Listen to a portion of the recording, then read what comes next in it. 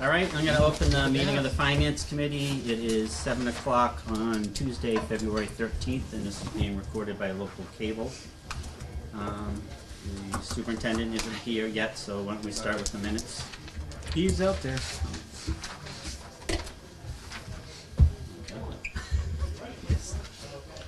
Would you like to do the minutes? These minutes here? Everybody else review the minutes. Certainly, sir. Where's the camera? I already did that. She doesn't record nonverbal cues, so she doesn't say anything when I nudge you and I'll. That's good. Nice. That's good. I'll move we accept them as printed. Skip, do you think they're using all the chairs? You can go get some. This is the first time we've had an audience. Thank you all for coming.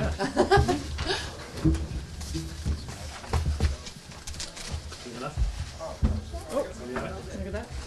I guess, yeah. Did we vote? Huh? We haven't voted yet.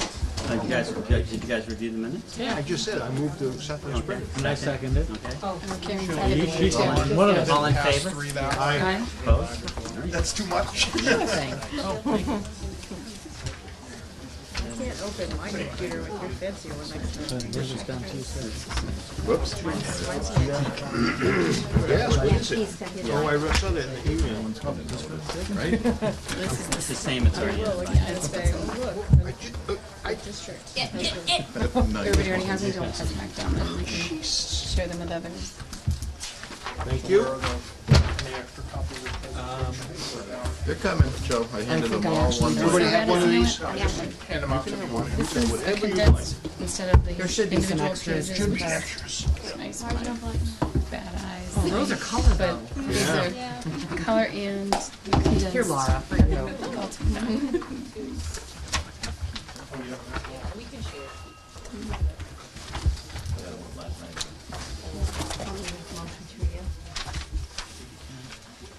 You all set? We're all set with this one?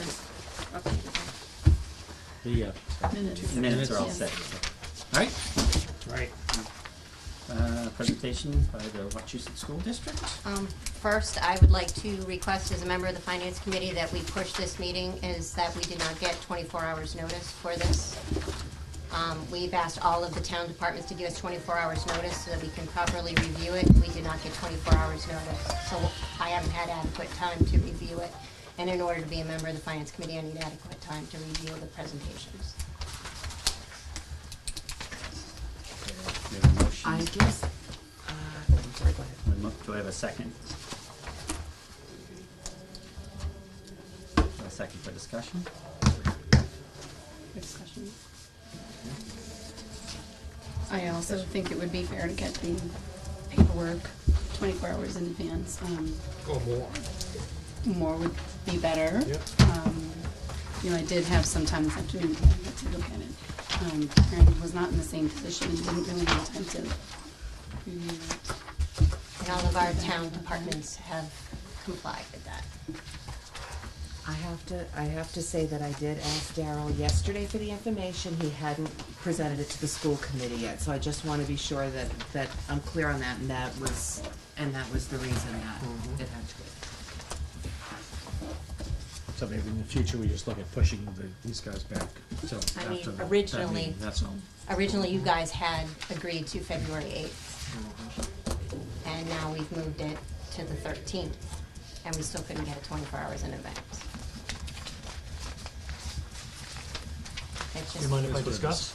Yeah, that's, So, oh, I'm sorry, wait. Go ahead. go ahead. So do we have an option of at least going over the information and having another date to come back if we have questions or concerns or things that we want to express? Right, there's a motion to reschedule at a later date on the table right now. No, I understand that. I'm Right. just saying, if we go over it now though, so at least we get the information, can we say, okay, we have a lot of questions about it, or we, whatever, To if that schedule comes a up, follow-up meeting, you mean? to a follow-up meeting and say, we request whoever to come back and go over it with us. I understand Karen's, I don't disagree with that, but Yeah. So we're always available to come back, and we always make that offer after a presentation anyway.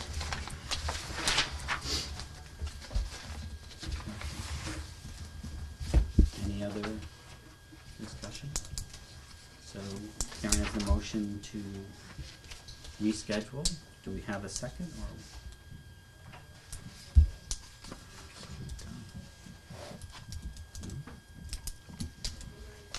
Do we have a follow-up motion to have a follow-up meeting afterwards? Is there any other motion on the table, or we just, all right, if we don't have a second, then we'll continue. All right. It's yours. Okay, thank you.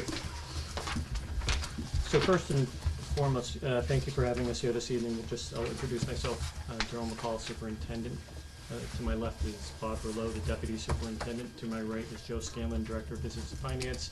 And then next to him is Jeff Carlson, our Director of Human Resources. Well, welcome.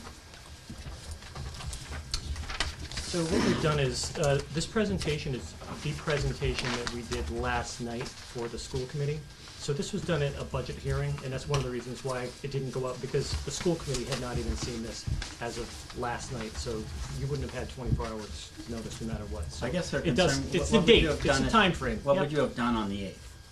We couldn't have done it on the 8th because we Okay. didn't have, the presentation, not even the presentation, but we Okay. hadn't gone through it with school committee, so. But you probably should have told us that you weren't going to the budget hearings to the school committee until last night, and then we could have moved so that we'd have time.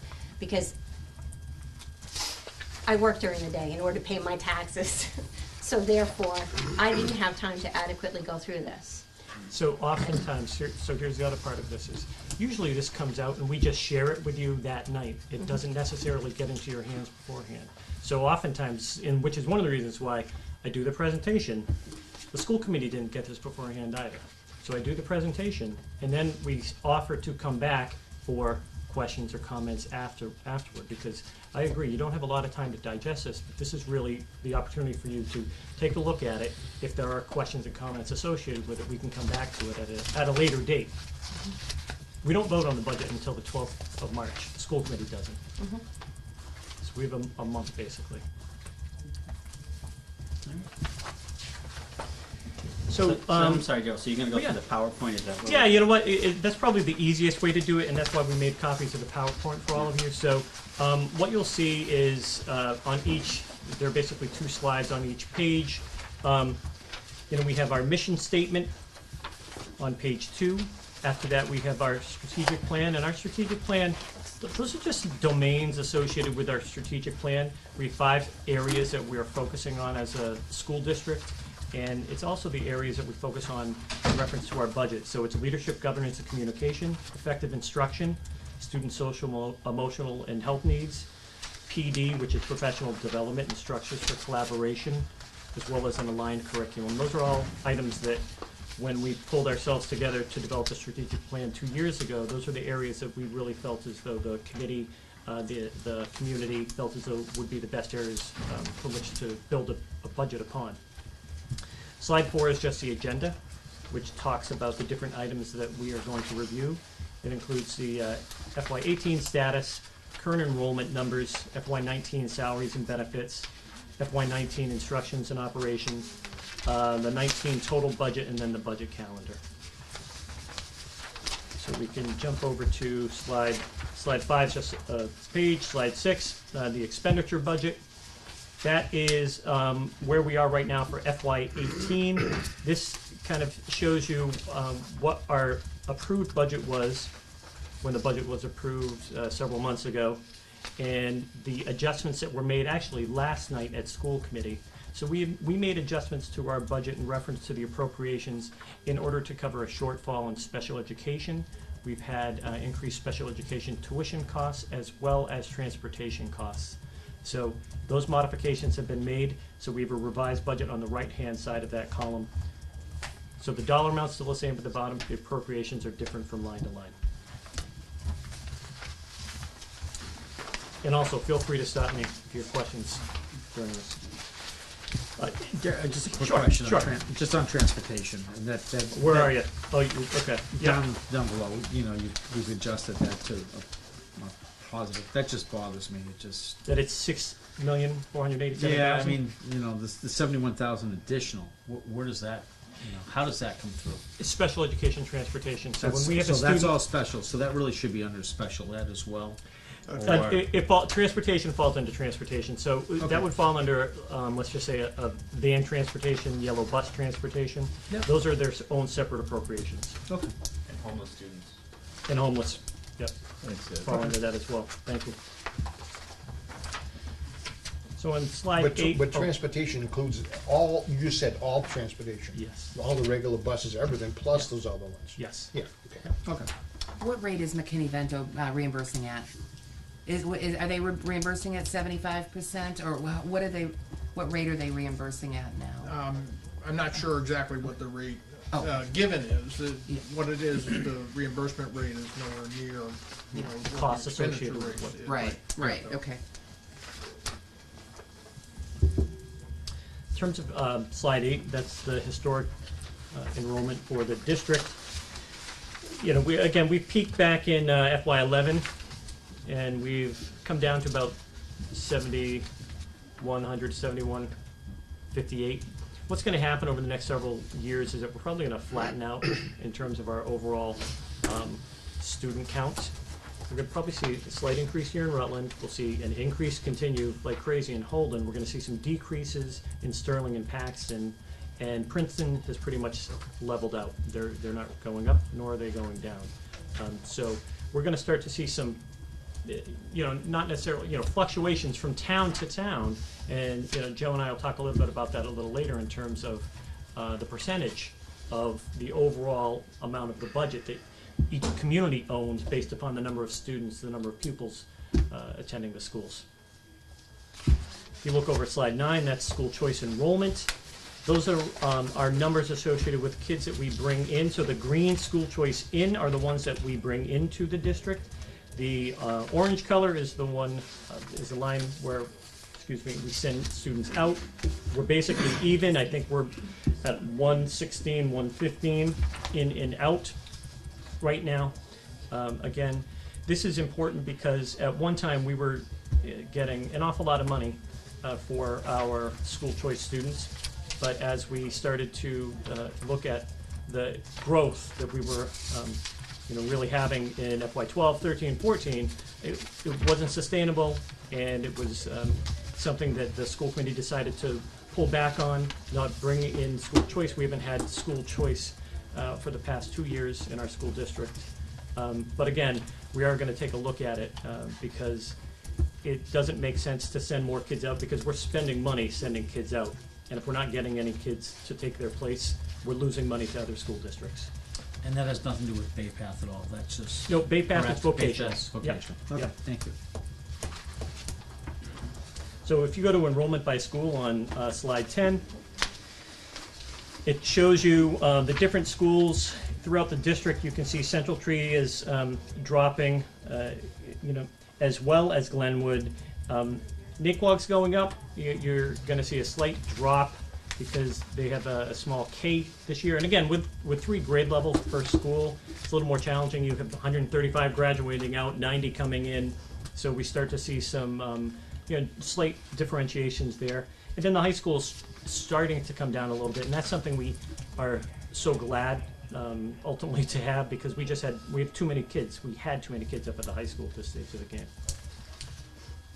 And then enrollment by town, if you look at slide 11, kind of shows you where the enrollment is for each community. And you can see there's, even in Rutland, there is some declining enrollment associated with our town here. Moving over to slide 12, this is where you see it's kind of where the rubber meets the road in terms of how everything affects the budget. So this is the district enrollment share. So what this is it shows the amount of students, the percentage that each amount is reflective of in reference to the whole associated with the school district, and then we have the difference between FY18 and FY19. So for Rutland, even though they have a drop of 26 students, your overall percentage is going up a little bit over last year because it's out of the whole. If you look at high school enrollment on slide 13, Rutland dropped 19 students, and they actually are less of the overall enrollment. So your percentage dropped a little bit there. And ultimately, that helps you when we're looking at the overall increases associated with the budget on a per pupil expenditure basis. Any questions around that? So if we go to slide 14, goes to just budget for the FY19 fiscal year. Slide 15, this is a slide just kind of it's an overview of our budget priorities, and these are the different domains that I highlighted a little earlier on one of the slides. So domain 2 is where we're focusing on early literacy adoption. We are in desperate need of someone that's in charge of our literacy program. We've not had a literacy person here in the district for several years now. We actually used to have literacy coaches. We had 4 literacy coaches in the district and a literacy director, and those positions have been eliminated over the past 10 years or so. We're also looking at increasing our dollar amounts for science and engineering materials. We're woefully inadequate there. Domain 3, we do have a population of ELL, English language learners, of around 115, 116 students throughout the district. It's not a huge number, but it's a large enough number where we need to hire teachers that are certified as ELL teachers. And we have some students with greater needs associated with their language acquisition. So we need to bring on another person for that. In terms of technology, we've been so grateful with the town supporting the Chromebook initiative up at the high school, which has been extremely successful. And kids are utilizing them in a way that they haven't utilized technology probably in their lifetimes. So what we really need to do is also focus on continuing that. So we have it for 9th graders. They'll carry their Chromebooks into 10th grade, and we'll put Chromebooks into 9th graders' hands. And we're also looking at having a person that is able to work with the kids and with the teachers around integrating the technology in the schools, because ultimately, it's great to put the technology out there, but we want to ensure that the teachers have the opportunity to be able to work with the kids, develop curriculum, offer the opportunity for them to tap into their technology in a way that is really integrated into what they're doing on a daily basis. Textbook program adoption, that's something that Bob Berlow here has been working on for the past 2 years in our school district, really having a consistent plan of action around a textbook plan. And he developed a 10-year plan that basically lays out where we need to be for textbooks. And I have to say, we have some school committee members who are quite supportive, but also want to make sure that we're purchasing the textbooks that we say we're going to purchase. So we're really trying to align that with where we are as a school district, what we have in hand, and what we need to purchase moving forward. So one of the items that we're looking at with that also goes back to the early literacy program adoption, which is a program called Fontes Pinnell, and we actually have to purchase that grade level by grade level annually. So we're going to introduce it across the district. We introduced it in kindergarten this year. We're going to continue it with 1st grade the following year, 2nd grade the following year. So it will be an eventual rollout. And then finally, special education programs. We're looking at offering a couple of different programs. One of the things we're trying to do is we're attempting to keep more kids in district so that we don't have to send them out of district because their needs can't be met within the confines of our schools here in Wachusett. So we're looking to bolster some of those programs throughout the district. Domain 4, we have PD funds focused on supporting the strategic initiatives, and those go back to what Bob does in terms of creating a PD plan and having it established for the entire year in order to support the instructional needs of teachers. And then Domain 5, that's looking at a Director of Guidance and Social Emotional Learning, which is SEL.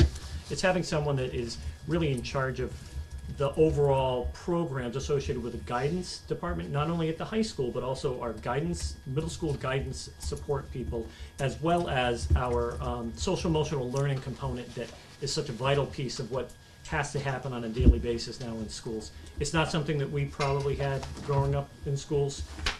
It was never discussed, never talked about, but it's now something that is on the forefront of where education is moving. So it's really looking at, 10 years ago it was, okay, let's test. Now it's, maybe we went too far to that level. Let's come back and start thinking about where kids are emotionally, socially, how we can support them to be better equipped to deal with the issues associated with life. And then finally, middle school and high school counseling, and those are positions that we're looking at adding, because again, we're woefully inadequate in terms of the number of support staff per student that we have in the district. So on this budget priorities, Sure. how many new hires are there listed here? In this, but you know what? It's about 570,000 in terms of total staffing. And I can send you the exact number, because it's on this next slide. Okay, So wait till slide 18. I'll get over to slide 18 when we get there. It'll kind of help. Darryl, one question Yes, I have is sure. that, is the district looking at anything about addressing addiction? The whole country, every state, everything's looking at education as far as drug addiction. Do you have anything in your curriculum to It goes address that? along with the social emotional learning piece. So one of the things that we're trying to do is, again, we do not have true health teachers in the schools. We don't have a lot of guidance support in our schools. So we're attempting to bolster that through adding more people to the overall positions, especially at the middle school levels, because that's where we put 3 guidance counselors at the middle schools for our 5 middle schools. We put 3 guidance counselors in 2 years ago. Now we're looking to increase that by another body, because a place like Central Tree has half a guidance counselor. Half a guidance counselor for 380 kids, it just doesn't work. So, what we're attempting to do is tap into the personnel to then be able to support the programming to deal with those types of issues. So you're dealing with kids that have the issues, but are you dealing with any kind of education to educate them against Yeah, the yeah, use of yeah. drugs? What we're doing right now is we're looking at our physical education teachers, and we're looking to move from a typical traditional physical education model to a wellness model. And so in that, they do different types of lessons. They would cover things like drug awareness, dealing with peer pressure, decision-making, seeking help from adults, those types of things. And that's also part of our work to help promote suicide awareness, and that's also what we began last year as well. So it's all molded into that. And what Darryl's talking about is to have somebody that would direct this growing need that we have in the school district, but also to make sure that we have enough counselors in each of the middle schools so that we can then enact a curriculum through them as well. So this would be on top of what we're trying to do with the phys ed department right now. They have their own needs that they have to make sure they get across, things like healthy choices with eating and those types of things, physical activity, heart rate. So we can't take too much off of their plate, but we're certainly trying to move in that direction of a wellness curriculum as opposed to just strictly phys ed. And are you looking at grant programs and support? There's a lot of, through the state and federal, I mean, Yeah, it's a there's- huge there's- issue that they're providing, that they're funding programs. So are you looking into getting funding for those? They're providing some. We've leveraged some of that to help train our nurses and some other folks in terms of how to do screenings and those types of things, but it's not funding curriculum. It's not funding what we really need internally in terms of direction or leadership Or that we staffing, need. Yeah. right. So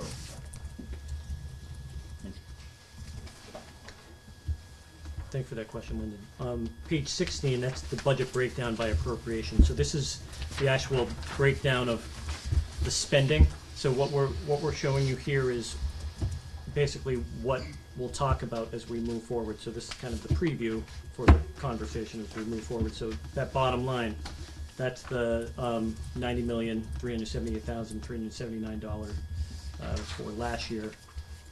We're looking for $94,209,452 for this coming school year. So move on to salaries and benefits. So under salaries and benefits on slide 18, this is where we talk about the new positions. So the new positions, we have an ELL teacher, a tech integration specialist, a middle school counselor, a high school adjustment counselor, and the language-based classroom. And that's a special ed teacher with 2 paraprofessionals. And a language-based classroom teacher is a teacher that is there to help students who have difficulty with reading issues. So it's dyslexia basically. So right now we don't have an elementary program. We have a middle school program, but we don't have an elementary program. So we're going to, we'd like to add an elementary program, 3 through 5, and we'd probably put that over in Paxton. And that would be open to all students district-wide. currently, if we have a student that has severe needs and they're in 3rd, 4th, or 5th grade, those students can actually be placed out of district at a cost that is far greater than attempting to keep them in district, even with transportation that we would provide to Paxton. So when you're saying it'd be open to the district, so would they go to Paxton? Yep, in the same way that we have programs here in Rutland that we always have, developmental programs. We've always had developmental programs here in our schools. So those students are students from all 5 towns. They're not just from Rutland. Right, but they're not going just for that program, they would just be going to school in Paxton, right? But they would be going for the program. Program. They would Right, go to right, the but they program. would, Yes, the regular day would always be in Paxton. Yep. It wouldn't just be for that particular program. right. That's a good question. And then the administrative positions, we're looking at the Director of Guidance and the Director of Literacy, 2 positions, really to ensure that we're doing what we need to do. Currently, Bob is the person that's overseeing pretty much everything associated with curriculum. We have a person that is stretched thin in math and science, and we have no one for English language arts at this stage of the game. And that's a challenge because, again, without reading as a basis for someone's education, it's really incumbent upon us to prepare our teachers and to have some consistency around what's happening from building to building, classroom to classroom. So again, one of the things that I've heard from the school committee and I've also heard from the public is, we'd really like it to be more consistent. So Naquag looks an awful lot like Houghton, which in Sterling, which would look an awful lot like Dawson over in Holden. It's hard to do when you don't have a consistent curriculum or you don't have someone that is ensuring that it's consistent from building to building. So because we're spread out over 155 miles, it's just not as easy as kind of trying to pull everybody together in an afternoon and saying, okay, we're all going to do the same thing. Even that's challenging for us because of the scope of the size of our district. And then, in reference to the overall dollar amount, when we're looking at this, it's about a 4.2% increase, 57 million up to about 59.5 million for staffing. How many total new positions? 9, It is just 9? Yep. Okay. 2 paraprofessionals. I wanted to make sure, because that's what Yep. I was counting. I Yep. wanted to make sure that indeed, under paraprofessionals, it wasn't something else. So. No, it isn't. And it's not like those 9 are complete add-ons. In some cases, we're eliminating some positions as well to try to compensate for that. So how many positions are we eliminating? I'm not sure I want to talk about that tonight because we haven't had a chance to talk to anybody about this. So just so you're aware, it's not a 9 added onto the top of the budget. There is some money that's being used to compensate for that, so it's not a complete add-on. Any other questions on that part? So you took that into consideration, because we're gonna go into insurance, so you kind of balance that out. Yes. Absolutely, we did. So when you look at slide 19, benefits and insurance, we've been fortunate this year. Our health insurance came in at 0% because our claims were much better than we had anticipated. We had some large losses that came off the books for us, and Blue Cross Blue Shield came in at 0%. Our PEC voted to stay with Blue Cross yesterday afternoon, so. For us right now, that's a boon in terms of just the fact that we're not spending $800,000 or $1 million more on health insurance as we had been doing over the past couple of years. So even though there is a slight increase, the 1% increase, that's due to new enrollees that we've had this year. So that's where that percentage comes in. We have our health insurance retired, our other insurance benefits, and other benefits retired. You go down to other benefits retired. The reason for that is because that's the rate increase that has been shared with us by Worcester Regional Retirement. So that's the cost that we will incur. So overall, it's about a $96,000 increase for our health insurance. And I never thought I'd say that. So under total salaries and benefits, on slide 20, it's a 3.5% increase, going from $71,600,000 to $74,140,000. The 4.26% increase on the salaries and stipends, how much of that is contractual? What's the rate that the people under contract are getting as an increase this year? So we put in a 1 and a 2%, a 1% for this past year, a 2% for next year as a placeholder, because we're still not done with all the contracts.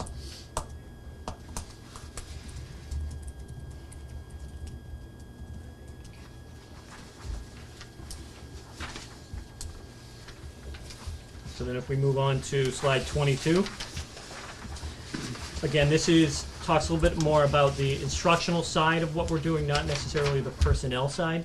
So this talks about our early literacy adoption program, our science engineering materials, the tech that we're looking at purchasing, and again, those are another set of Chromebooks for the 9th graders coming through, more Chromebooks for staff, and some more software for our schools.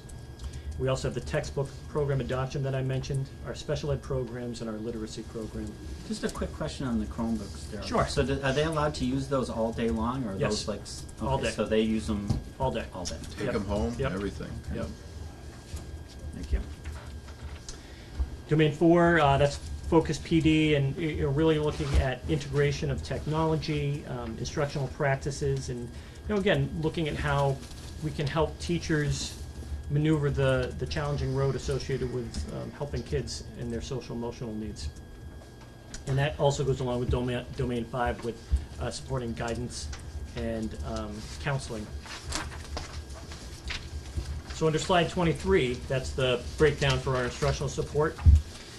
You can kind of go through, again, the increases, contracted services, those go back to some of the services that are required for students that need extra support in certain areas, and if we don't have the personnel to do it, and oftentimes we don't, we have to contract out with someone, a specialist, so it could be someone that comes in to do a speech evaluation, could be a psychologist, but again, we try to be as careful and cautious as possible by doing as much as we can in-house, but we don't have the personnel to do it all.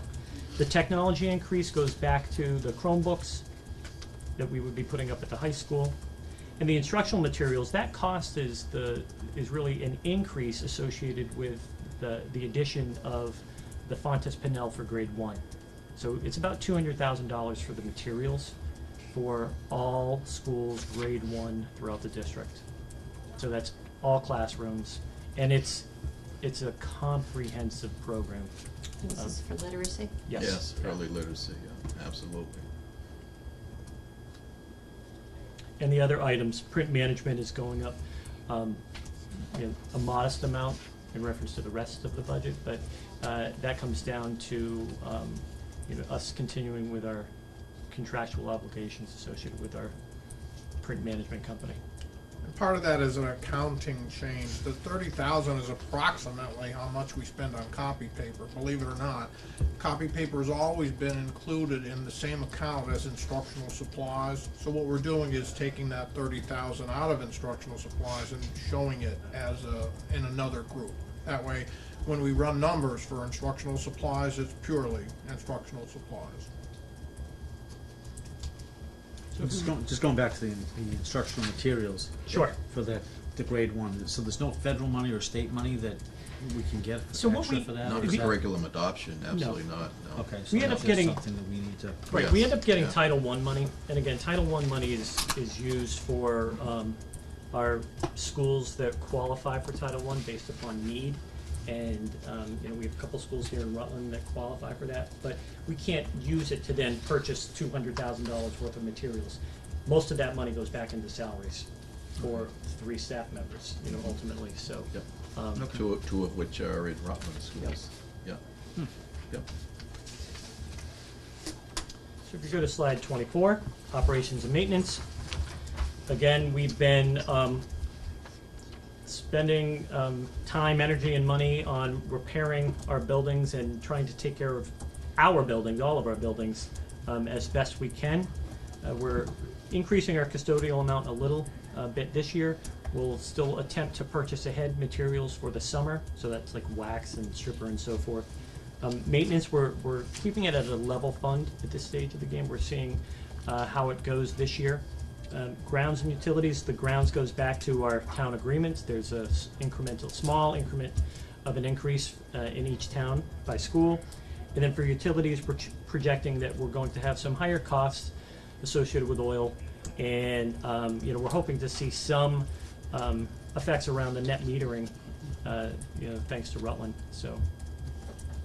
On the maintenance, part of that also is an accounting change. We've been segregating our costs, which were always mixed together, maintenance contracts and then separate maintenance work.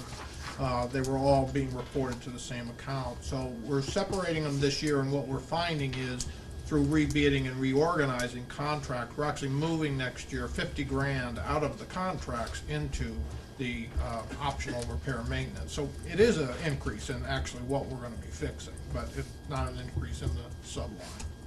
In line with this, the football field, what was the life expectancy of the football field? So the life expectancy of the football field is over. It's usually 8 to 10 years. So there was no plan in place knowing that would... Oh, there's never, no. This has been, because again, it comes down to when it's done, it's done. So it wasn't like we were gonna put money aside to start, because we've been attempting just to try to keep everything afloat, let alone try to put aside $500,000, $600,000 for Well, the doesn't field. that fall into maintenance? So, when we've talked about this, that wouldn't be under maintenance because the field has a lifespan. So the lifespan's 8 to 10 years. We spend $30,000 a year on a maintenance plan for the field already. So that's already taking place. So we've done our due diligence in terms of the field, and in fact, the person that came out to take a look at it, the past couple of people that have taken a look at it have said, you guys have gotten more time than many schools. So, and one of the reasons why was because when I became superintendent, we stopped allowing outside groups to use it. So what was happening before that was they were used all weekend long by lacrosse teams and, people, soccer teams, youth soccer teams. So we just stopped that. And it's allowed us, it's probably given us a couple of extra years of usage. So it's run its life. It needs to be replaced. And are you replacing it with the same, similar type, and is the expectancy again going to be 8 to 10 years? It's probably going to be 8 to 10 years, yep. With the $30,000 a year maintenance contract? Still with a maintenance contract, right. And that comes down to, the maintenance contract comes down to the lining of the fields, the putting down the cryogenic pellets. They go back through and they repelletize. So I did, and I'll share with you a slide. I think I showed it to our administrators. It's just the picture of the field, and you can see it perfectly from Google. You look at a brand new field, it's green. You look at a field like ours, it's just black everywhere, and that's partly due to the fact that the fibers that hold the cryogenic pellets are actually gone. And if any of you have had kids that have played on that field, when they come home, they've got pellets in their shoes. And they haven't improved on technology for that at all? Not really, not in the same way that I think, and again, one of the things that we now have, one of the things that we have the opportunity of doing this time around is having a concussion pad, so it's an extra layer underneath the actual surface that the kids actually play on. So we're looking at the concussion pad associated with the cost with this, but the drainage has been excellent. They put a lot of time and energy into the design of that particular field. The problem with our field is there were supposed to be 2 of them. So the good news is we're only replacing 1 right now, but the bad news is there were supposed to be 2 in the original design of the school, but they ran into the ledge problem up there. So you have 1 field and then you have the field up top. Well, there were supposed to be 2 fields, a practice field and a playing field. So the playing field actually could have lasted 5, 6, 7 years longer.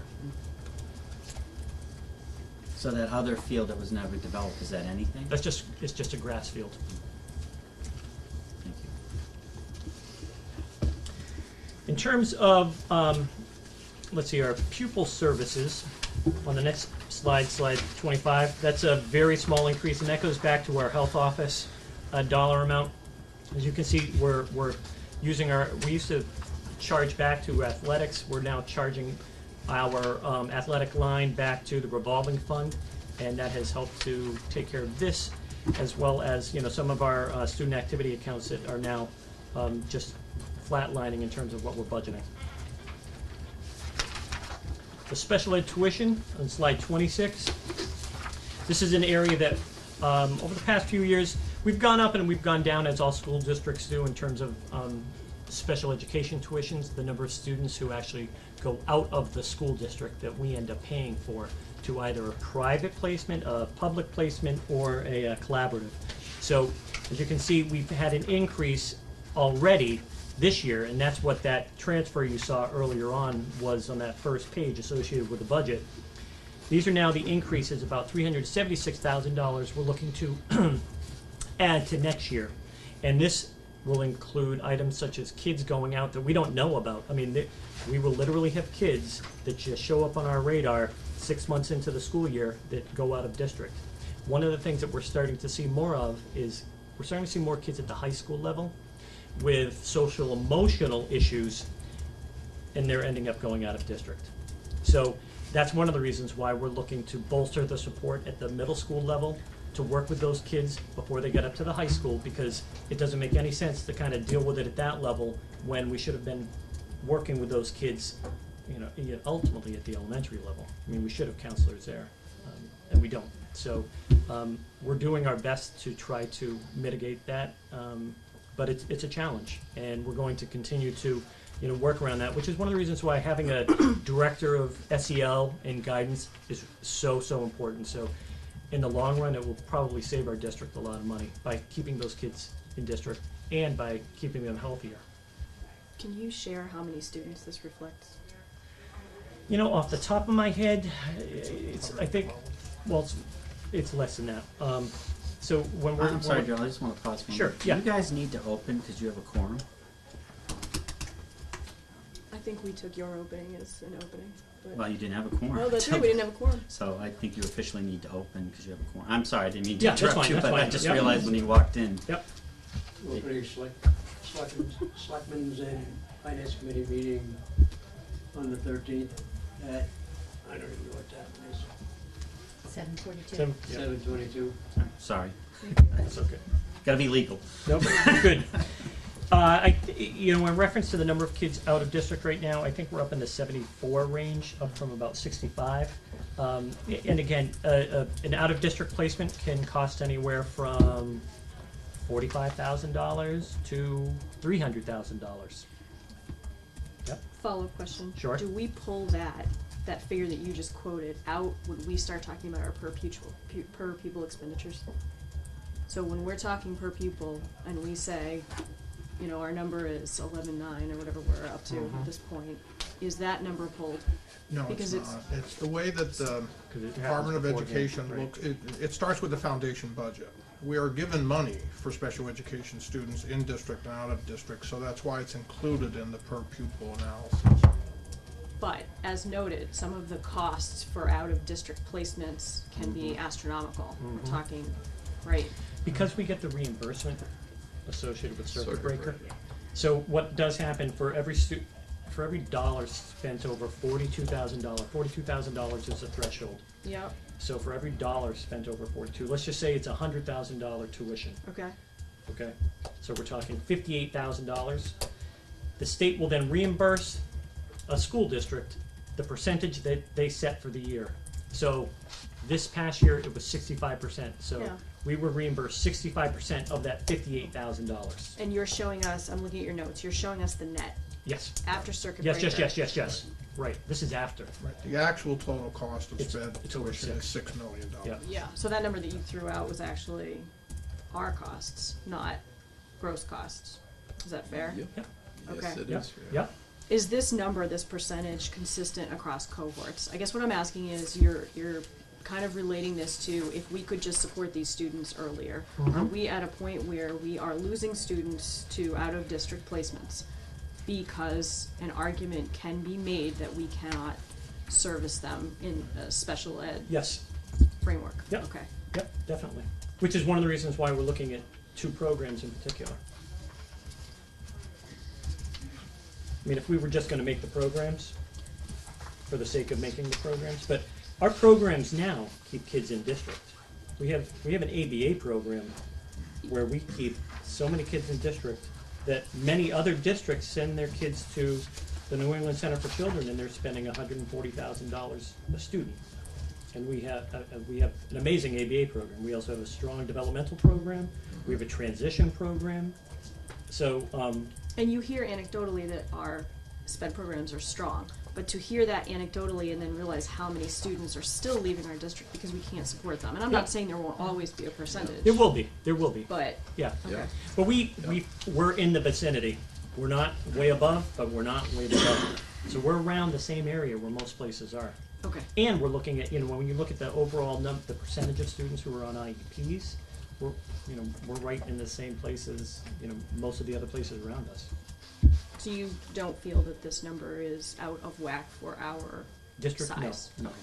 And in fact, we actually dropped, so for the past several years, had declining enrollment, so we had less kids out of district. So part of it comes down to, sometimes you have kids age out, so when you could have 4 or 5 kids age out within a year, and all of a sudden that's another $1 million. And then if you don't replace those kids with another budget associated with the tuition, that's, you have $1 million difference right there from one year to another.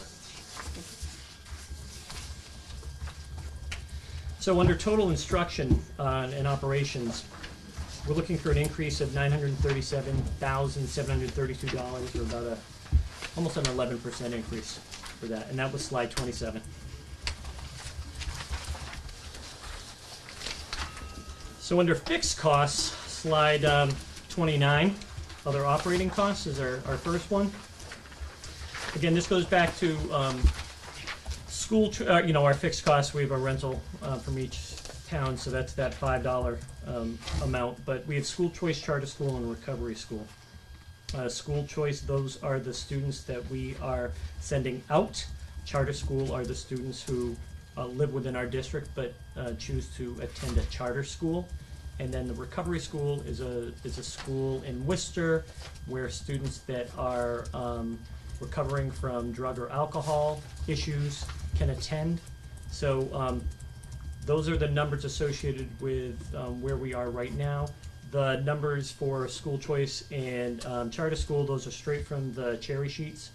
So we just carry those over from what DESE and DOR relates to us. What you're saying for school choice is really reflective of the seniors that are attending other schools graduating. But we're also experiencing that on the tuition in side, where we're seeing less tuition every year because the students we've had are graduating. The transportation, slide 30. Regular ed transportation, special education transportation, so those are our two main, those are the transportation costs associated with what we have. Right now, we have a 5.19% increase for AA transportation. We are going to be renegotiating, actually we have to go out to bid. My guess is, and don't quote me, but my guess is AA will be the only company to bid, which is what happened to us last time, because there really aren't the company, unless McCarthy wants to jump in, which he was our bus company years ago. And that is a statewide issue. Yes. School districts the last few years have been experiencing only one bus company is bidding on all the new. Has the auditor reviewed this? They're looking into it. I hope so. They're actually looking into it. So do we have any sense of whether there's movement on that, repealing Chapter 71 and giving us the ability to use RTAs? No, I have no sense of where they're at with it. Okay, it's just sort of one of Out the there. things in the I know. report, okay. I know. It is. And is there any other way to look at the amount of parents that bring students to the schools? In reference to- That we reference to, so say the bus schedule says we're picking up 75 students. Yep. Or 50 students, I don't know what the bus Yeah, holds. yeah. But yet, because of the amount of students that actually get taken by their parents to that school, Yep, is only 20 on that bus or 10 on that bus. yep. Is there any way to work that number and charge the parents and say, hey, listen, you put them on the bus or else, I mean, I see the buses all the time and they're not full. No, so You here's, know, or is there like a central spot in Rutland that we could have smaller buses bring them to and then bus them in? so I mean, those are all, Yeah. I just, Yeah. those are good questions. The way it works for a regional school district, we're obligated to provide transportation. Absolutely. So high school, so no matter what, we have 50 buses going to the high school every day, no matter what. So Okay. we have to contract 50 buses, so we have them for the day. Okay, so there's no way of putting a central bus location in Sterling, a central bus location in Princeton, and then we bring in the students to that location, and then there's only 4 buses going to the high school. I Yeah, mean, just we full have buses. looked at it, but as Daryl's describing, it's the same bus making 3 different loops, almost on the same route. You know, so what they'll do is they'll pick up the kids, drop them at Glenwood, and Naquan, then make another run and drop them at, Central Tree, and then make another run and drop them at the high school. So it's not really, you can't really save money by stopping the 3rd run because you're already paid for the bus for the whole day. Okay, because I was saying smaller buses. My thought was Yeah. smaller buses picking up, because we have different size buses, we have different vans that go out. So why can't a van go out and pick up certain areas? And then Vans we and have a buses- certain Yeah. area Yeah. that they all get dropped to. I mean, So- just trying to, Yeah, I mean, you're. In Just trying to theory, save it us makes money. sense, right? In theory, it makes sense. But what happens is because we're obligated to provide transportation ultimately to the high school, yep. we have 50 buses we own no matter what. You All have to have day. a seat in case a kid Yep. is going to It take is. that bus. You have to have that seat available. So we have 2,100 kids at the high school. Yep. All 2,100 of those kids have to be able to get on a bus from their house and come to school. So then, as a regional, it's different. I just had somebody ask me a question today. They're like, "Oh, my friend lives in Peabody, and they charge their kids to take the bus to go to high Yeah. school." I said, "Yeah, that'd be right. great, but we're a regional school district, so." And in Peabody, they don't get reimbursed for transportation, and that's the other thing. So And we really don't either, but that's. no, yeah, you're right. You're right. We don't get reimbursed in the way that we're supposed to be reimbursed. So yes, you're right. So I have macro and micro questions. What do Yep. you want first? Sure. Macro. Macro. So the total regional transportation budget is supposed to be 86 million. We're short 24.5. The Baker budget was disappointing, Yes. to say the least. Yes. Obviously, we know there's been a lot of sort of great grassroots activity. I think you commented on it too, Yep. on possibly getting fully funded transportation. It was brought up in Bump's auditor's report. One thing I'm noticing you didn't address, and I guess it's a hypothetical, but hypothetically, if this actually worked, if transportation got fully funded this year, is there going to be a plan to revisit the transportation budget, not just address it from the perspective of our overall budgets, but address some of the longstanding transportation issues that we've had, like the late buses that we lost so many years ago? Or are you gonna stick with these numbers and be grateful for the reimbursement and move forward? So yes and yes. So those are things that are circulating in my mind as well, Sheila. I mean, one of the things that we have to think about is I've heard many different things. I've heard, okay, you know what? It's probably going to be 80%. Well, it might be up to 90%. No, you know what? They're going to stick at 75%. So it's kind of all over the place. Yep. I can't base the budget upon kind of conjecture around where it might be. So I'm still kind of leaving that on the back burner. Okay. But if push came to shove, and it would lower the assessments ultimately in the communities if we ended up getting a. But Yes. the question is, will it be Yes. sustainable after next year? And There you go. There's the Will, risk that it's gonna be a one and done. Well, I Yeah. think that's always a risk with this, Yeah. with anything from the state at that level. And one of the items that we've been pushing for is, I would rather have a flat 75 reimbursement that I know is a 75 reimbursement every year from here on out, so I can at least plan the budget, versus, you know what, it might be 75, sorry, it's gonna go down to 60, which happened with circuit breaker this year. Many school districts, including Worcester, really had a hard time. They had budgeted, I believe, for 75% reimbursement for circuit breaker for special education, and it came in at 65%. So many districts lost hundreds, if not, ultimately close to $1 million. And we budgeted for 65. Look at that, see? So we're conservative with our projections around what we try to Yep. do, so Okay. that's what happens when you're living How's within a that budget, for an yeah. answer? yeah. Well, that was my macro question. Yep, okay. My Micro? and I think you know, maybe unfortunately, I'm one of the few people around the table that's sort of living this. Yep. And you know my issues with AA transportation and this Yep. contract. So Yep. things that I'm hoping get addressed in the next contract. We talk about this, or we have talked about this for as long as I can remember, the fact that we sort of own the buses all day. That we start out with the 50 at the high school and they trickle down across the 5 towns, all the schools, whatever their needs are. And yet, I never see that translate to the availability of a bus in the course of a day to stay within a town. So for example, and Rutland might be a little bit unique, but we have 3 schools, You're right. right? 3 grades. Right. You, That's- you're that's a nodding great because you point. know Yeah. you and I have had this Yeah. conversation Yeah. over and over. They are charging Yep. one school to transport kids from one school to another in order to do programs that are Right. supposed to be conducive to great Collaborative, learning. right. Yeah, very collaborative. So we are absolutely putting the hard stop on anything collaborative when it comes to these schools. And of course, we've got Glenwood, one school, which is not walking distance. If it weren't, Yeah. right? It's tough not having a campus model It is. with that. And I think one of the things that Joe and I have talked about is we're gonna sit down and talk with AA, is, you know, again, we're gonna put a bid out, but we're gonna talk about, you know, the availability of buses within schools, because right now, it's like 270, no, it's more than that, per bus. Oh, it's, Yeah, but we're over it's 400 exorbitant. a day. $400 It's a exorbitant. bus, so Yeah. if they wanna take a group of kids, 3rd graders, over to Naquag to see the 2nd graders do something, it's $400 for a bus. And it's more money they're making in addition to this contract. that- Exactly, because it's on top of the contract ultimately, so It that's really- why we're looking at how we can integrate it. You know, I'll give you an example, because Yep. you know, we're on camera, and why not? I have a daughter in Central Tree. She was, and this is actually a little bit different from the example I just gave, but so she was headed to do outreach and work with the students at Naquag. There's that gap there of whatever it is, 30 or 40 minutes difference in the dismissal times. Could she take a Naquag bus home? So instead of the bus that was left from up the street, 40 minutes later, here's another bus. Here were the answers that they got from AA Transportation. That there is a seating plan for certain buses because of behavior issues, that some of them are overcrowded.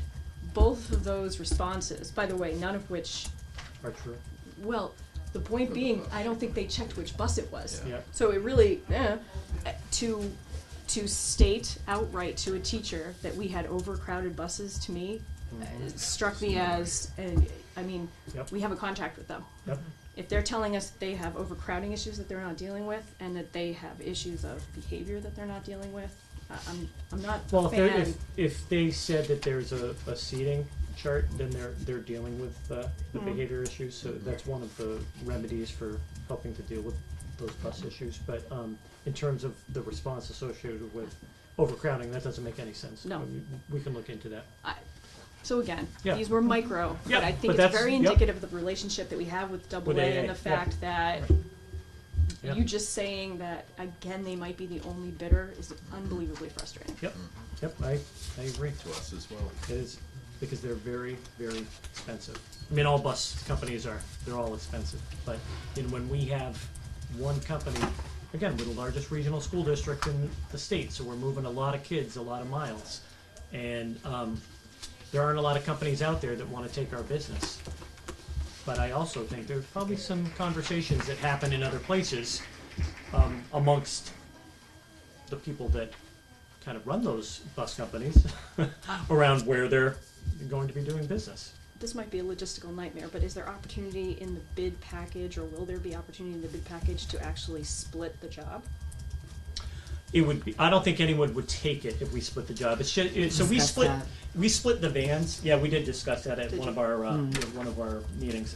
We split the vans, so we have van pool, we have village transportation. Yep. And that has been beneficial for us Okay. because we can, do some different runs. But they're, again, they take care of the out-of-district placements, and they just go wherever. They go to the west, they go to the Yeah. east. Yeah, they're driving long They're distance. driving Yeah. long distances, right. Alright, thank you. In reference to debt service, again, these go back to our We have slide refinancing. 31. Yep, slide 31, thank you, Bob. Yep. Let's go back to the refinancing of the 2 high school bonds. So we're paying those off a little earlier. We also have an interest payment that is decreasing because of the refinance bond, so overall that dollar amount's decreasing about $37,000 for debt service. And then on slide 32, total fixed costs. For other operating costs, transportation, and debt service comes out to be about $368,985. Under total expenditures, you go to slide 34. This shows you the salaries and benefits, the instruction and operations, and the fixed costs, those three areas. So we have the FY18 budget, we have the proposed budget for FY19 right next to it, the difference in terms of the dollar amount, and the difference in terms of percentage. So overall, it comes out to be a 4.24% increase over last year. And that next slide, on slide 35, that shows you, that's the same slide that you saw earlier on in reference to the appropriations and the breakdown by FY18, the approved budget, the proposed budget, and the percentages of each budget. So to go to slide 36, this is the revenue budget by source. And this kind of shows you where each town is kind of breaking down in terms of the dollar amount. So for Holden, they're going up about 7.25%, or close to 1.9 million. Paxton's going up $314,000, or 5.25%. Princeton about 193, 4.14. Rutland is 554, 752, or close to 5%. And Sterling is 101,000, a little less than 1%. And those numbers are based upon the enrollments associated with the school, the wealth factors, some of the tax revenues associated with the communities. So we've had a couple of communities that have lost salaries, let's say, tax revenues. We've had a couple, or at least one community that had just a huge increase in terms of the dollar amount, which, you know, according to the formula, allows them to pay more per student. So this, you know, overall total for Rutland, 554, 752, is about half of where we were last year at this time, because I think when we first came to you, it was about $1 million. Just over. So this is less than what the appropriation was last year. I think you were in the $700,000 range About last year. 200,000 more than the Right. increase last year. Right. So that's the good news in that sense. So you know, in reference to the rest of the budget, it's still a fairly basic budget. There are needs in here that we don't have met. Member Novak from our school committee reminded me again last night that, you know, not all kids in our middle schools have access to Chromebooks in the same way that the kids at Mount View do in Holden. So there's still a technology disparity. We're trying to take care of that once they get to the high school, and we're working on that at the middle schools in, you know, small little bits and pieces. But again, that would cost a couple $100,000 for us to take care of. So again, we could easily continue to add to this, but we really tried to come at you with a budget that was supportive of what you might be able to do as a community ultimately, but also give the students and the staff the opportunity to continue to provide a solid education. What are we looking at per student? What does it cost us per student? What does it cost us per student? A dollar amount? Like Bay Path is, say, 12,000 Oh, the cost per We're pupil. close to per cost per pupil. Give me 1 second. Just to, Oh, what's our per pupil expenditure? yes. We're about 11,700. So for the 19 budget, for the total assessment for towns, the number works out for Rutland to be 7,300 per pupil. I'll run down the list. Holden is 8,725. Paxton is 9,300. Princeton is 11,000 per pupil. Rutland is 7,324, and Sterling is 10,256. So what You Joe's, never, you right. never give us these numbers, Joe. No, so what Joe was You'll get explaining, you'll right, get right, this, it's this is in the budget book, right, You'll right. get this Okay. next week. So what Joe's explaining is, those are the dollar amounts associated with the amount that this community would pay for the number of kids that Throughout are the the whole school Rutland kids, system. right. Correct. We also have the overall total expenditure associated with kids in terms of the dollar amount that the state says, and that's the $11,700 number in reference to per pupil. That includes the state revenues coming in as well, and being Yes. added to all that. Yes. Okay, thank you. Will that number fluctuate with the decreased enrollment? And that you're seeing? Well, one of the things that we're gonna start to see, Yes. there's always a hold harmless associated with the budget, in terms of the dollar amounts that we get from the state. So they attempt to hold harmless the amount that you get, so you don't get less than what you get, and in fact, they actually will try to increase it $20 a pupil or something. But for the most part, if we continue to see declining enrollment, or even if it's steady, even steady becomes a challenge for us, because as you know, the state is paying less, the local Every year. municipalities are paying more. Every year. So there's been about a 6% differential between what the state pays and what the towns have been asked to pay over the past 10 years in this community. Or not just this community, but in all 5 communities. Do you have a breakdown of the reimbursements by types? Whether it be local taxes, state reimbursed, for schools, athletic fees, non-transportation versus transportation, grants, all of those kinds of things as to what comes in? Because I know that's a big question I get asked, and I never can answer it, and even once we get the 96-page budget book, I still can't answer that question. So what's the question? So, the amount that we get reimbursed, like things from, we get reimbursed, the school district gets reimbursed so much from, A circuit Circuit breaker. breaker. No, I'm saying reimbursements, local taxes comes in at this. State taxes come in at this. Yep. Here comes grants, here comes transportation, here's non-transportation. How many the athletic, Revolving accounts? the amount that gets paid in for athletics, because you said it doesn't include, and then compare them to other districts within the area. I realize that we're the largest, but I know that would be helpful to kind of get out there too, because we hear every year we don't spend enough, but yet we never hear how we break down with reimbursements either. Yes, to your question, we can get that information. It is something, the first half of what you said, the budget book does include a percentage of the total budget for Right. every, category, for Rutland, for the state Right. aid, and so on. Right. But does it break it down the way you asked? Right, I'm talking dollars and cents. Percentages don't really help me much. Mhm. I wanna see, here's the total budget. I wanna see what we're getting from, as a school district, not by town.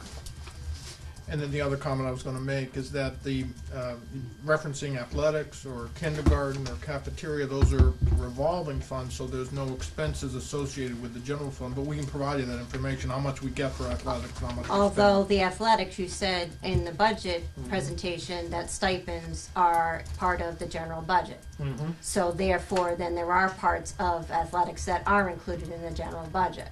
And you're correct, in the part that we were pointing to is the appropriation, there's a zero. We don't pay for any supplies or services in the general budget, but we do pay for the coaching stipends. Right, Which falls under salaries. That's why it.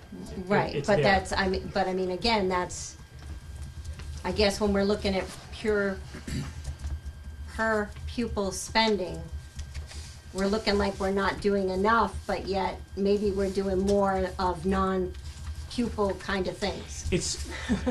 I hear exactly what you're saying, but it's the same way in every school system. So no matter, if you charge for athletics, that's going to come from a certain account. It's going to go from here to here. Salaries, and the reason why we don't say athletics salaries, is because salaries ties back to salaries. It's part of the overall salary and insurance appropriation line. So when we're, can we do it? Yes, but every school does it the same way. So there's always that breakdown.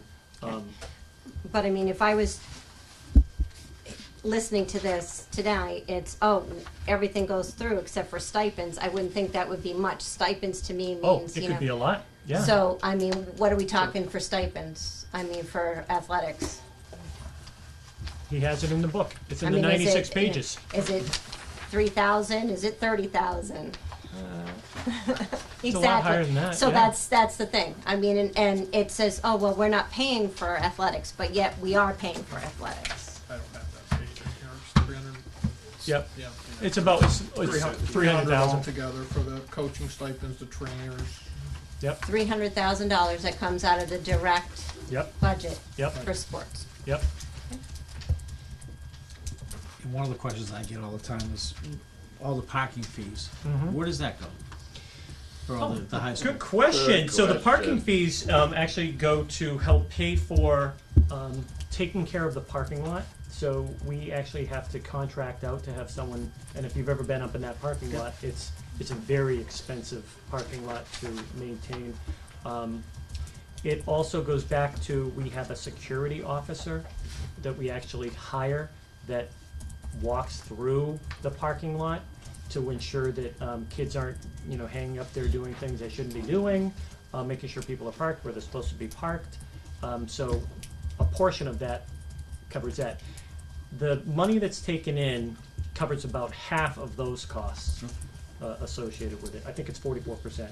48%, I believe, from the last business and finance meeting. Yep. At the high school, students have about 55% of the parking lot. Mhm. The fees coming in cover 48% of the expenses. Okay.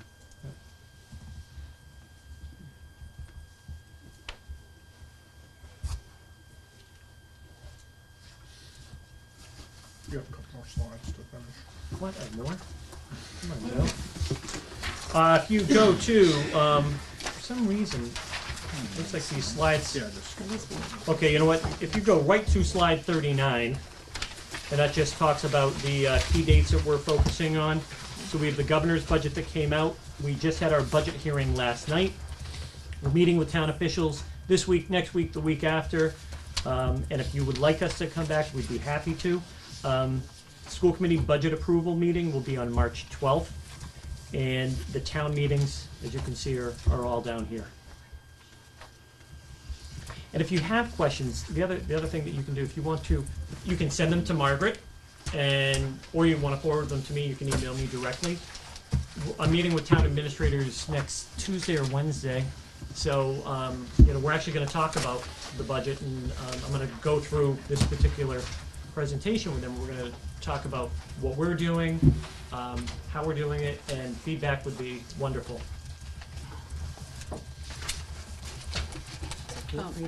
And last comment, in this narrative that you all should have received, and we have other copies here, this is something, another document that Daryl had put out. The one-page summaries are in the back.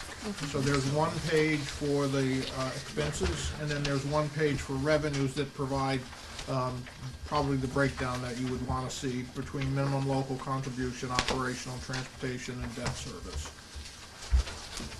Margaret, what percentage of this is this budget of our, 58. it's 50%? As it stands right now, it stays at 58. So stay at 58? I think it would stay at about 58.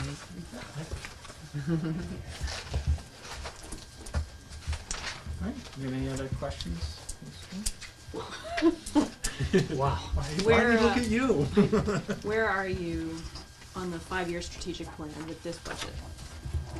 Year 2, yeah. But is this actually activating year 2 Yep. with year 1 completed? So as, with any strategic plan, as you kind of go through, you make modifications, you look to see where you're at. So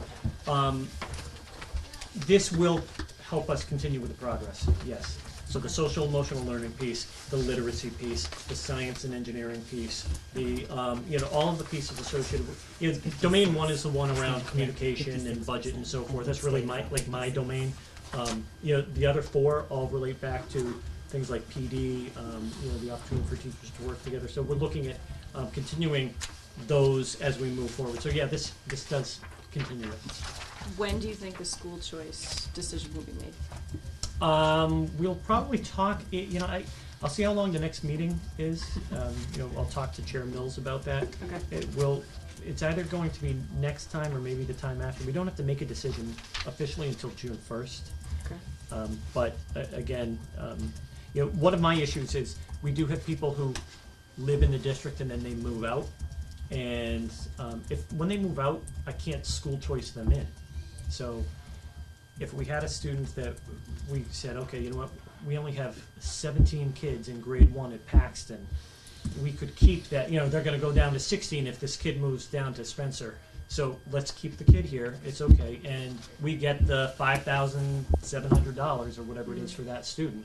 Right now, I don't have really the authority to do it because we don't accept school choice. Right. Projected, it sounds like you're coming back. What, to Karen's point, yeah, sounds like they're coming back. I have some requests. Is it possible to add on the enrollment sheet the projected enrollment? And could you possibly break it out for the towns by the grade? Because we're not seeing where we're headed, we're only seeing where we've been. And you commented on the blip that we're seeing at Naquag, Yeah. and whether it's gonna be an incoming smaller kindergartner, and that's going to, right, advise Yeah. us moving forward. Right, I just received the NESDEC, actually this morning I received the NESDEC information, and that's the projection information. So we share the information with the state, Yeah. I'm sorry, with NESDEC, the company that does this for us. And then they come back to us with projections. Okay. They're not always great, they're kind of off, you know, once you get past year 5, 6, 7, 8, because they use the formula to kind of take care of it. But, you know, when we're looking at new births in town, when we're looking at, you know, the number of kids who are gonna be going into kindergarten over the next few years, you know, Rutland's gonna be a slight uptick. The part that they don't take into consideration Is the migration right, in. is this, is okay, what's gonna happen down the road with, you know, the Blair Estates? How many new kids are we actually going to get? They don't look at buildable lots, they look at the number of housing permits that were given in a particular year.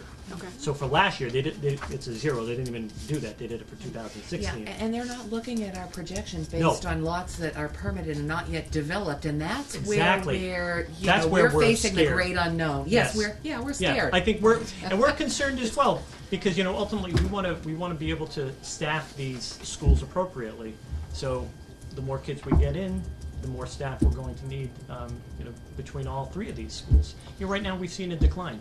You've seen an overall decline because we've had some large classes graduate from the high school. So Rutland traditionally had, you know, when I was here 19 years ago at Central Tree, we had like 125, 130 coming through that building pretty consistently. We had some really large classes. And we started to see a dip, went back up again, now we're starting to see a dip again. I meant to ask this when it came up earlier, but when it came to the turf field that Lyndon brought up, Yep. have you released, or are you ready to release, maybe for the next meeting, numbers per town? Are we gonna go by our normal percentages? on the So cost? it'll be by your percentages, but what we've done is, Joe, we actually had a meeting today with the turf company that's looking at this. So we're going to we need to hire an engineer to take a look at the overall, I guess, our ability to replace it and what the overall cost is going to be associated with, especially with the new pad. I mean, I think it adds another $100,000 to the overall cost of the field. And we just found that out today. It's the concussion pad, but, you know, again, yeah, it is a gotta do. It's not something that I would not support, just putting the same thing out there. If there's something better that could help kids and, you know, prevent you know, even one student from getting a concussion, you know, it's worth us spending the money on it. But you expect to be ready to go with this for spring meetings? Oh, yeah, we Yes. could be ready to go with Yes. that, yes. And, you know, you must know, even on social media, it's come up, why don't we have a field that's sponsored by Polar Soda? Sure. Why isn't the booster? Hey, anytime, we're ready. Why isn't the booster club putting a portion of this forward? What is the percentage of students that actually use the field when you start talking about the lacks where there's, you know, gifted and talented programs that we're lacking in, but we're gonna put X amount of dollars into the field that not everybody uses, especially as a Division I school where our sports are very competitive to get into. So all the kids use it because they all take PE. So what Okay. happens? And that's the other reason why this field is utilized so often. Okay. It's because it's cleared and it's used every day. Jen, you went to school there.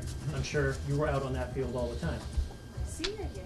Yeah. Okay. Her senior. Okay. Perfect. When it was Perfect. there. Well, oh yeah. Oh, right. You're not.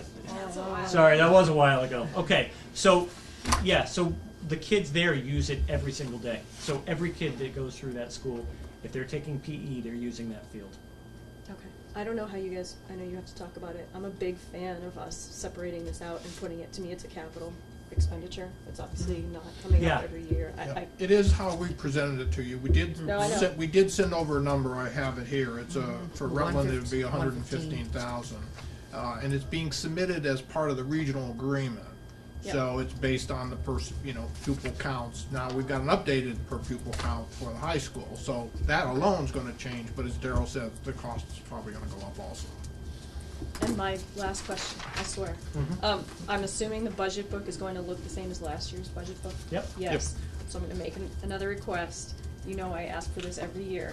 I want a budget that looks more like another school's budget. I want, right, the line item, every single thing, I have to ask. So the next level, you're sort of, Yeah, it's hundreds of pages.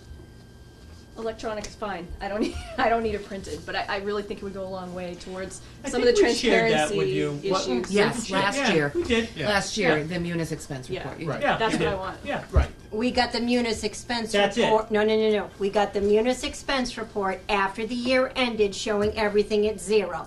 That's not what we're looking for. We're looking for to see the Munis expense report with here's the budget and each line item. Because what we got was what you guys had already spent. I want to see the budget, same as her, every single school, every single line, so that we can see. And then, at the end of the year, I'd like to see where we misjudged. Like we get our expenses here within town, we get those reports. I know in the past, Joe has said that it's because it's very difficult to read. I would have no problem in trying my best to try to read them. Yeah. Now, we've evolved in our budget development. Obviously, for us to make this presentation, we need a line item budget, so it does exist. So we'll figure out how to present it to you. It won't be part of the book. We're not gonna make a 100-page book. We'll No, make no, it a no. separate. No, that's fine. we're not asking for that. Separated Yeah. attachment is fine, and I mean, you know, I feel like it needs to be put out there. This is my first time in 10 years, I think, that I'm sitting here and everybody's not having a bit of a heart attack over the number. And that's a lovely place to be for a change, but it doesn't. It's not saying we're not having a heart attack, but it's in, we're Fair. not. He's not having a big. quiet, he's having a very quiet heart attack next to me. Slow But release. it's not to say that we don't still have the same hurdles that we always do when we go to town meeting, which is a Yep. question about transparency. So, you know, it's my question every year, you're not surprised by it, okay. All right. Thank you. Thank you. Margaret, you want these extra copies? Sure, I'll take those extra copies. Want them all? Oh, you want to give That's them all to me? That's specific to you.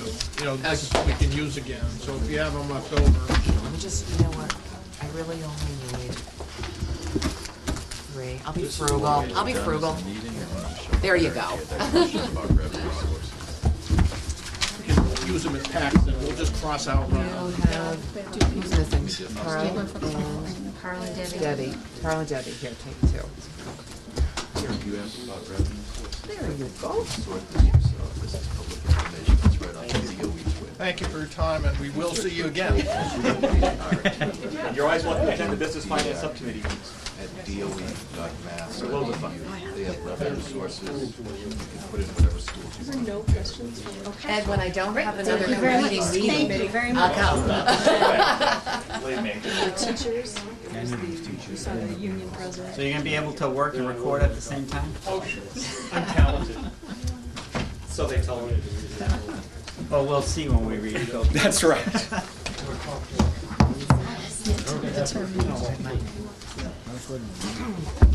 So, ladies and gentlemen, good evening. My name is Peter Crane. I'm here tonight as a consultant to the Town Clerk and the Bylaw Review Subcommittee. I'm here to discuss something that, here, I'll give you this. Margaret's seen enough of these, she doesn't need to keep seeing it. Huh? Wow. To discuss Come on. some things we're doing in bylaw. Oh, it's scintillating. So, page 1 is the bylaw that defines and establishes this committee in its current form from the website printed a couple of days ago. This one is not the worst I've seen by a long shot. Many of them, if you ever want to drive yourself nuts, try and figure out the animal control bylaw, because you can't make any sense of structure. And it's not really put together well in a way that makes it readable for regular people, not just for lawyers. Even this has problems with long run-on paragraphs, multiple thoughts in a section, which I think is a bad thing to do. And so just after the last annual town meeting, the town clerk and I began an effort to codify the bylaws. Now, codification is a process of making things structurally similar as much as you can, make the bylaws look like they're all written by a single organization and not by 37 little committees over the years. As they, organically, bylaws grow as they do.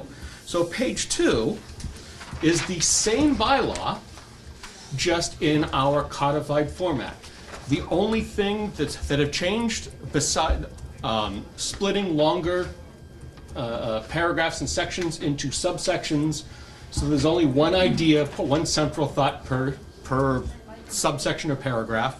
I also combined them a little differently. I reorganized it just because I think all the membership things belong together and all the things about town warrant articles belong together. All those thoughts are there. So it's reorganized, but no words have changed. It's not substantively So when you're different. we're talking about amending this, do we have to change the structure on the terms? Because it says when this bylaw becomes effective, is this like... That is the reissuing? area that needs to be, Well, actually, that is historic. It does define how the committee was originally established, so there's no need to change that. Okay, so we Because don't this have to committee is not recreate the being wheel. reestablished. Right, okay, I just want to make sure we didn't have to recreate the wheel and go back and... No, we do reappoint. not have to do that. But I know Anita was here recently and mentioned, but does anyone see a problem with section D? Well, I'm actually going back to C. Okay, yes? So by the looks of things, it's 6 members. Because when this bylaw was created, there was a 7-member committee, but 6 of them were town voters, and one of them was the town accountant. There was an amendment Okay, I remember that. in, I don't even remember when. One of these dates way back here, if you look at the I bottom of guess, the the last page, 1960s. Everything happened in the 60s. actually, it would have been 1970. Oh, And I know that because the Hell, last page has history on Probably it. you. Pardon? Probably you. Me? I didn't change that. Mr. Terry He's not going to take Mr. responsibility. Terry was So- a nice guy. Bless you. So, this does, but there is a problem with section D. At each town meeting, annual town meeting thereafter, the moderator thereof shall appoint 2 members of said committee for terms of 3 years. What happens this year? 3 people come off. 3 people are up. So this says the town moderator may not appoint 3 people. I volunteer. That Carl's already... Well, the wording has to be amended to make it. With- Why didn't you do that when the school was here? You would have had all the hands go right up. and so, now, this is I believe, the most actually problematic bylaw on the books. We've been through every bylaw. We found little problems with things, and a lot of things we just want to change, and those are all, by definition, substantive changes. But this one is a structural, functional problem with the bylaw that we know we have to fix. So, You have your The next page is the bylaw that we will more than likely put forth for town meeting approval at the next annual town meeting. Now, these are all the changes that were made, but this is a little misleading because this includes all the codification changes. So, all section titles are new, that's codification. When sections move around, that's just codification. Word choices I'm going to skip over for a minute. Capitalization Does this also have a changes. problem with if somebody is appointed to finish somebody's term?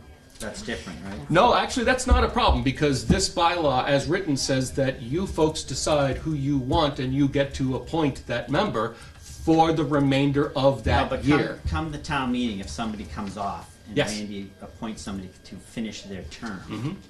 is that considered one of the number of appointees that he makes, or is it since they're finishing a term, it's not really? That is, those are all appointments by the town moderator, So if so they this would include. committee just like quit?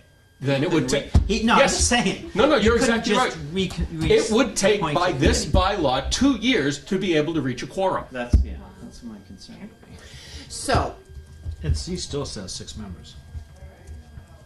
yeah, Well, so see- okay, go ahead, Peter. Yes, C still suggests that there are 6 members, but again, that is how this committee was formed. And we can't change history because it is how it was formed. Right? But in practice, that's not what we've been But doing. in practice, so what you're But, gonna, in practice, C was done one time. Okay, but if you're gonna change it, you can change Let's it now. change it. We Right. absolutely can change it, Well, but you need to change it.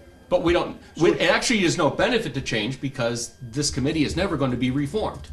I think that what you could say, though, is that every third year, 3 members, Right. you know, you've got 2, 2, and 3. Every Yeah, third 2, year, 2, 3 2, members, 2, 2, and 3. 3, right? That's all I'm thinking. Absolutely. No, but you don't want to say that because when someone resigns, then that's to someone limit it. has to be appointed. Okay, so it's 2, 2, 2, and 2, and 3, 3, and plus any other any- members that may have resigned or whatever may have happened Why to couldn't them. it be up to 3? Because that doesn't cover it. Okay.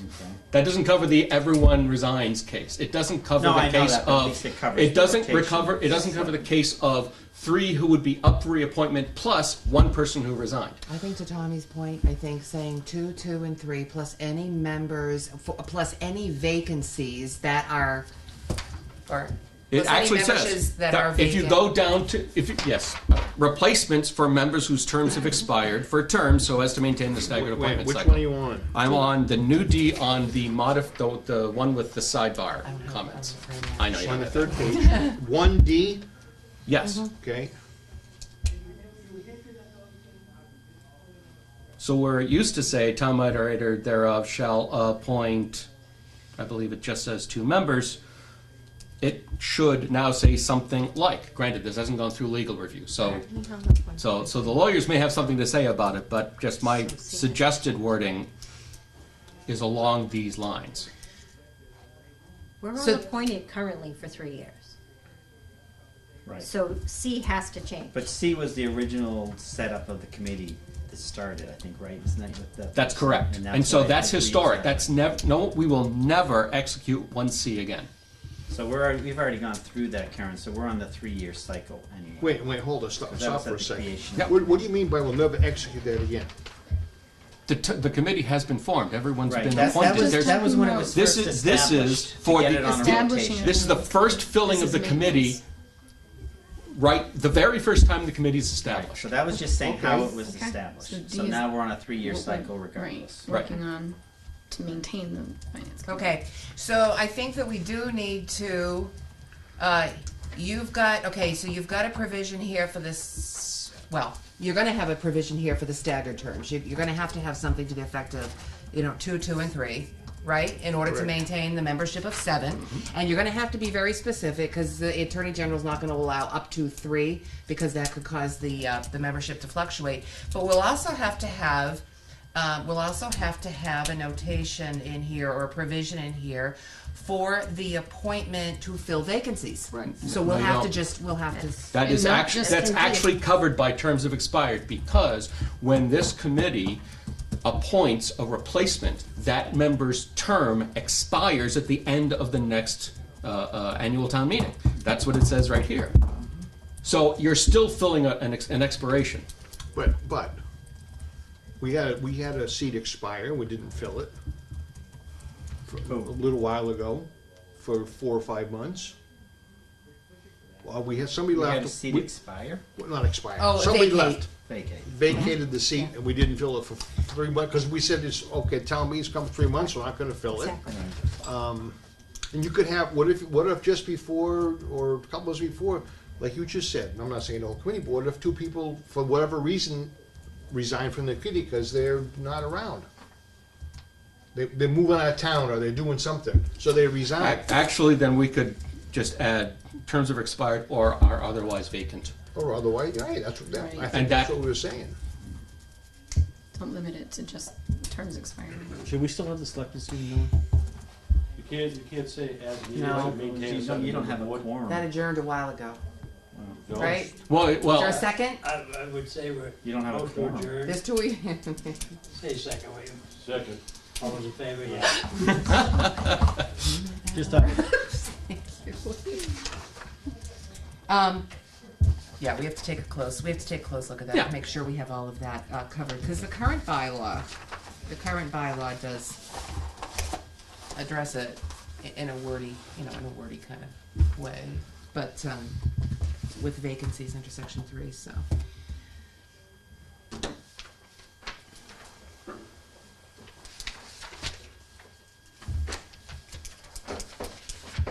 So, good discussion, thank you.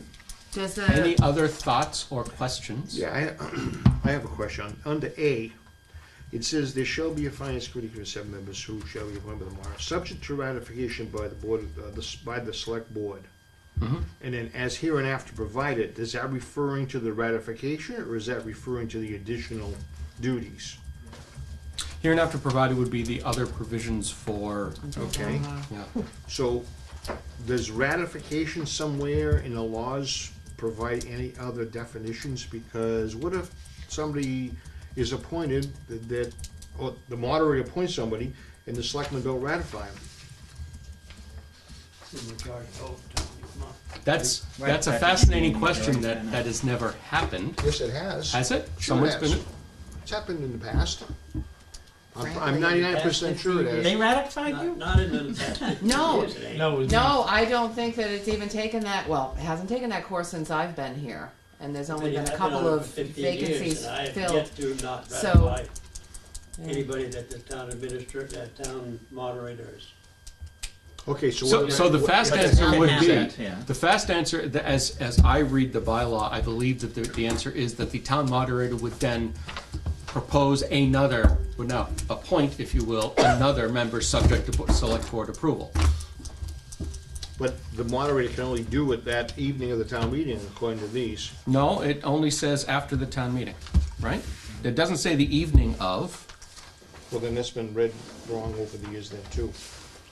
Because it's been interpreted, as far as I know, it's been interpreted It that says way. at each At annual each town annual town meeting, meeting. the moderator say, shall okay, be Well, that's Where true, is- because the where's town, the- because he does the appointment at the meeting. Which number is that one? D.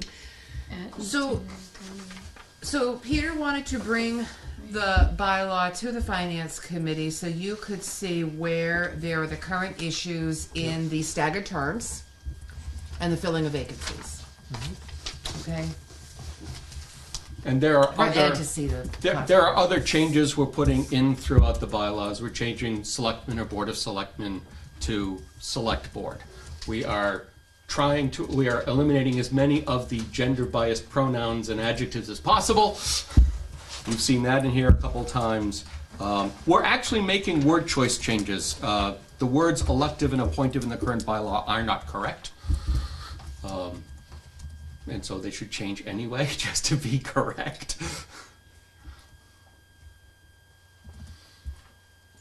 So that's the process we're all going through. To codify the bylaws would be wonderful. Yep. Now, it doesn't say about if we appoint somebody for a vacancy that they have to be ratified, right? They don't. Right. So if it doesn't make it for the town meeting when Randy does them, we can just put them on and they don't have to be ratified. Till the no. expiration of the their. next No, town that's, meeting. I don't think that's correct, because that is not Because then it filling. becomes vacant. That position will be vacant after the town meeting if he doesn't appoint someone. And if it's vacant, then the committee would appoint somebody. Except if I'm it's not, at the town meeting when the moderator does. Right, no, but if yeah, that's Right. true. But once it's not ratified, that position becomes vacant. oh, shall fill any vacancy, you're right. I was So then- thinking it was, So it doesn't matter if I the misremembered. selectmen ratify him or not, because the committee can just appoint him. Can just anyway. appoint it for the next year. Right, so, that answers it. So, letter H on number 1, Yes. 5 consecutive meetings of said committee, except in case of illness. That is what the bylaw says. That's what the bylaw says. That's, So we're there. I have no comment or opinion on it. No changes are necessary to that section other than his to the members.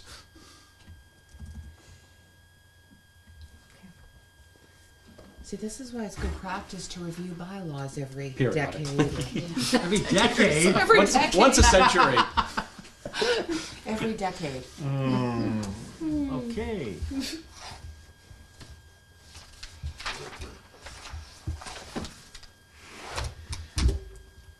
So if FinCom has any additional comments or questions, please get them to me, and I can get them And to she'll you, forward them to Peter. me, right. But, you know, just keep in mind that the primary concern here was to clean up the staggered term issue.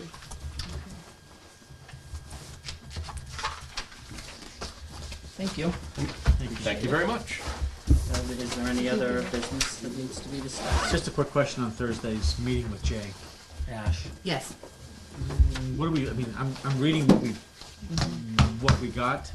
Are we looking at talking about the Christopher House, or we No, not see, at I had all? another question about that. We are not gonna be focusing on Christopher Heights. We can't focus on Christopher Okay. Heights. He needs to be here for bigger picture. We need to talk about the bigger picture. Once he has an idea of what the property looks like, I think that we should try to get ideas from him based on everything he's seen across the state and understanding that we are somewhat off the beaten path. I think it would be important for us to hear his ideas, and I think it's going to be great because we're going to have a pretty diverse group there of local officials. So from a number of different committees and a number of different local officials, for everybody to hear the same thing from him, I think that's going to be really important. Okay, To so we, Christopher Heights really shouldn't even be discussed. I'm It just could be trying to figure discussed. out, is that something It we should ha- be asking him, saying, does he think that could fit into the overall picture? Absolutely. That's, I guess, where Absolutely. I'm kind That of reading, should I be- didn't understand Yep. what we were asking. But that's just one, you know, Yeah, one no, I idea in understand. the whole. Yep. No, I know we want him to look at everything, but Yeah. was Christopher House something we wanted Christopher to ask Heights him or about? assisted living or Assisted over living. 55 housing or something. Yes, absolutely. Okay. All right, so it's a little bit of everything. Yes. We want an overall picture, but we also want to ask about Right. what we're talking about already within the town. Right, But exactly. was the Christopher Heights issue what brought him into this, or what was the? Well, that was part of the conversation. I mean, he was asked to come to a site visit quite a while ago. It's like a year ago. Okay. But Christopher Heights, the latest conversations we've had have kind of spurred, this new interest or resurgence in interest. So we are going to be we're going to be meeting for the site visit on Maple Ave, right at the entrance to the property, which is great because that's the prime, that's the storefront, so to speak. There is going to be an official sign as of tomorrow. There'll be an actual for sale or lease sign for the property right at the entrance to the property. We've also uploaded a lot of information on. Who's paying for that? Excuse me? Gary Payne. We did it. Yeah, it was a whirlwind. Yes. So we've uploaded some telephone information number. on the HPDD bylaw, the information on RDIC, information on the Heights property, the marketing and reuse plan. We've put all that up. We've put an aerial photo with just kind of a brief description of the property. So we're really starting to try to build this whole. I say we. I've got to ask why the committee marketing. didn't do this a long time ago. I don't know. Just I don't know. We're having working a on it now, visit, though. Right. Good, that's good. Good All right. progress. Can I get a motion to adjourn late? So moved. Do I have a second? Second. All those in favor? It's Oh, 8:43. no, I didn't want to go home. Yeah. Here.